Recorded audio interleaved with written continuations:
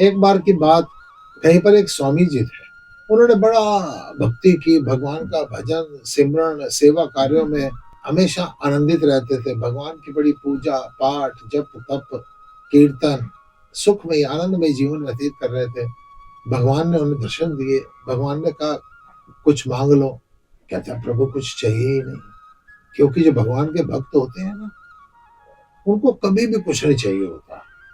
उनके जीवन का मूल मंत्र होता है, जो प्राप्त है वो पर्याप्त है। और जो लोग भगवान की भक्ति इसलिए कर रहे हैं ना, बस एक चीज चाहिए, वो भक्ति नहीं कर रहे हैं, वो दुकानदारी कर रहे हैं। भगवान श्री रामचंद्र के पिता राजा दशरथ पहले कह रहे हैं कि पुत्र हो, फिर ये अच्छा पड़ जाए, घुड़सवारी सीख जाए, राक्षसों को मार ले, शादी हो जाए, फिर राजपाट मिल जाए।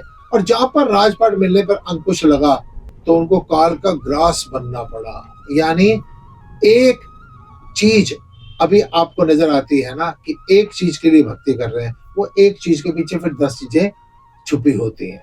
तो उस संत ने कहा कि नहीं प्रभु, मेरे को कुछ भी नहीं चाहिए, मैं अपने आप में बड़ा आनंदमय जीवन व्यतीत कर रहा हूँ। भगवान ने कहा, कुछ ना कुछ तो तुम्हारे को मांगना पड़ेगा। हम आए आपकी भक्ति से प्रसन्न होकर कि चलो तुम ये मांग लो कि तुम जिस पर हाथ रखोगे वो चीज सोने की हो जाएगी। कहता, नहीं प्रभु नहीं, मेरे को मेरा सोने में कोई इंटरेस्ट ही नहीं है। मैं अपने फाकों में रहकर बड़ा खुश हूँ। जिस हाल में तो रखता है मैं बड़ा आनंदमय हूँ। ये भक्त की पहचान है, जो हर हाल में खुश है वही भक्त है। भगवान ने कहा, तू मांग रहे कि तू जिसको जो आशीर्वाद देगा ना, उसका काम बन जाएगा। कहता, नहीं प्रभु नहीं, भीड़ लग जाएगी, स्वार्थियों की भीड़ लग जाएगी। थोड़े दिन बाद ना चाहकर भी अहंकार आ जाएगा कि मैं जिसको आशीर्वाद देता हूँ उसका काम हो जाता है। फिर वो अहंकार के बाद एक पीड़ा बन जाएगी कि मैंने इसको आशीर्वाद दिया था, इसके घर पुत्र हुआ था, उसके बाद इसने मेरे को पूछा ही नहीं है। नहीं प्रभु, मेरे को नहीं चाहिए। कहता, जब आप बार बार कह रहे हैं ना कुछ मांगना पड़ेगा, तो फिर प्रभु एक काम कर दो कि मैं तो जब आगे चलता हूँ ना, मेरी जो छाया होती है वो पीछे चलती है। यानी मैं जहां से निकल जाऊं, मेरी छाया जिस पर पड़े ना, उसका कल्याण हो जाए। भगवान ने कहा, ऐसा क्यों? कहता, प्रभु बात ऐसे है, मैं आगे आगे निकल जाऊंगा, मेरी छाया किस पर पड़ रही है मुझको पता भी नहीं चलेगा, उसका कल्याण हो जाएगा। और किसका कब कल्याण हुआ मेरी छाया से मुझको पता भी नहीं चलेगा। ना अहंकार आएगा, ना पीड़ा होगी, ना सुख मिलेगा, ना दुख मिलेगा। अतः इससे शिक्षा ये मिल रही है, जो सेवादार होते हैं, जो भक्त होते हैं, जो संत होते हैं, जो महापुरुष होते हैं, वो कभी ये इच्छा नहीं रखते कि हमारे करने से किसी का कल्याण हो। उनकी यही इच्छा होती है कि प्रभु सबका कल्याण होना चाहिए, सर्वजना सुखी न भवन्तु, कि सब सुखी होने चाहिए। उसमें वो अपने आप को इन्वॉल्व नहीं करते कि मेरी वजह से सुखी होनी चाहिए। क्योंकि जहां पर मैं आ जाती है ना, वहां पर पीड़ा शुरू हो जाती है। अगर आपकी वजह से किसी को कोई सुख मिला है तो सावधान रहना।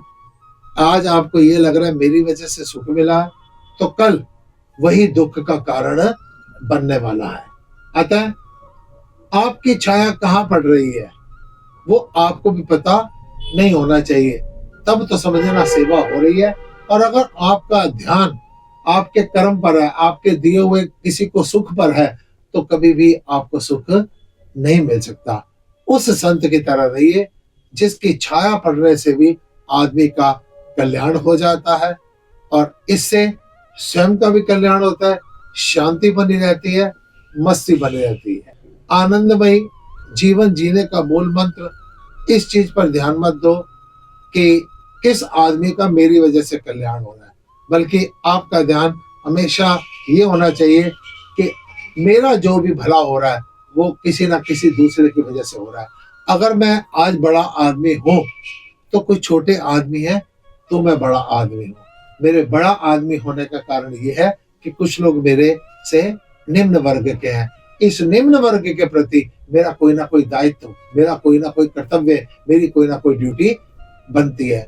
आपकी छाया से इस प्रकार से दूसरे का कल्याण होता चला जाएगा और आप आनंदमय जीवन को व्यतीत करेंगे। ओम नमो नारायण।